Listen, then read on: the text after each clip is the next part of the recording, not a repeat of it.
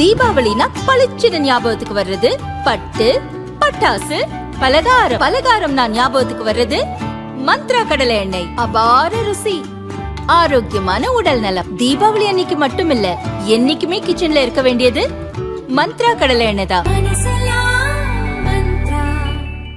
திருப்பரங்குன்றம் மலை உச்சியில் அமைந்துள்ள தீபத்தூணில் கார்த்திகை தீபம் ஏற்ற சென்னை ஹைகோர்ட் மதுரை கிளை நீதிபதி GR சுவாமிநாதன் உத்தரவிட்டார். இதை எதிர்த்து தமிழக அரசு சார்பில் மதுரை ஹைகோர்ட் கிளையில் மேல்முறையீடு செய்யப்பட்டது. இந்த மனுவை விசாரித்த இரு நீதிபதிகள் அமர்வு GR சுவாமிநாதன் உத்தரவை உறுதி செய்ததோடு தமிழக அரசின் மனுவை தள்ளுபடி செய்தது. இந்த உத்தரவை எதிர்த்து சுப்ரீம் கோர்ட்டில் தமிழக அரசு அப்பீல் செய்தது. இந்த மனுவை அவசர வழக்காக எடுத்து விசாரிக்க வேண்டும் என்று இந்திய தலைமை நீதிபதி சூரியகாந்த் அமர்வில் தமிழக அரசு சார்பில் நேற்று வாய்மொழியாக முறையிடப்பட்டது.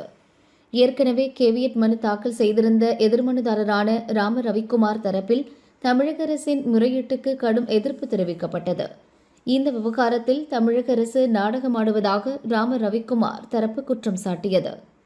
இதையடுத்து தமிழக அரசின் அப்பீல் மனுவை அவசர வழக்காக எடுக்க சுப்ரீம் கோர்ட் மறுத்துவிட்டது. இதுகுறித்து பேசிய தலைமை நீதிபதி சூரியகாந்த், வாய்மொழியான கோரிக்கைகளை ஏற்க முடியாது. தமிழக அரசு சரியான ஆவணங்களை தாக்கல் செய்திருந்தால் வழக்கமான நடைமுறைப்படி இந்த மனு விசாரணைக்காக பட்டியலிடப்படும் என்றார். தமிழக அரசின் அப்பீல் மனு டிசம்பர் 8 விசாரணைக்கு வரக்கூடும் என்று எதிர்பார்க்கப்படுகிறது. அவசர வழக்காக எடுக்கப்படாதது தமிழக அரசுக்கு ஏற்பட்ட பின்னடைவாக பார்க்கப்படுகிறது.